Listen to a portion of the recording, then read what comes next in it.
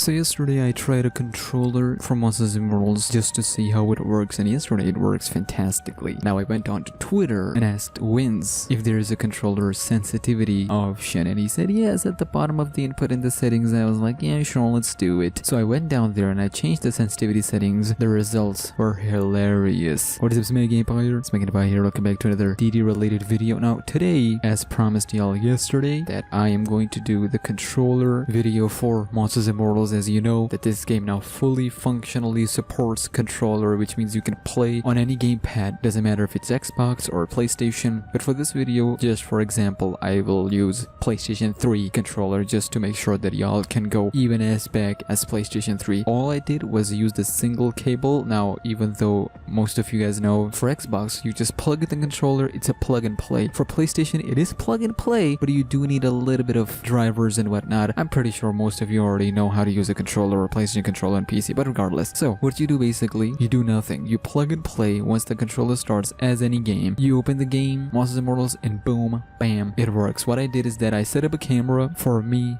playing the game with the controller, and on the screen you can see the game itself. Now I recorded two gameplay, one of me showing myself playing with the controller and the other one is me playing with the controller, but you can't see my controller. Unfortunately, I changed the setting so high that it was barely controllable, but I still managed to get a W. As you can see on your screens, it is still clean, and let me tell you, if you get the sensitivity right, which I changed it now obviously, it works perfectly fine, but right there, right then and there, it was a mess. I'm not gonna do the same mistake again, but let me tell you, playing with the controller is far more different and it's another level experience than you play with the keyboard and mouse. Now, I would like to add something here, that Vincent Living's confirmed that Chapter 4 of Dark Deception, once it drops, it will drop with the full controller support, so y'all can finally freaking play controller Chapter 4, huh? So y'all can finally freaking play Chapter 4 and Dark Deception with controller, which means you can go back to chapters 1, 2, 3 and play those chapters with controllers. So I got some good moments in, some funny freaking moments, kind of clean. I will actually advise y'all to use controller if you have, obviously. It doesn't matter if you have Xbox, PlayStation, as long as you can use a gamepad, use it. It is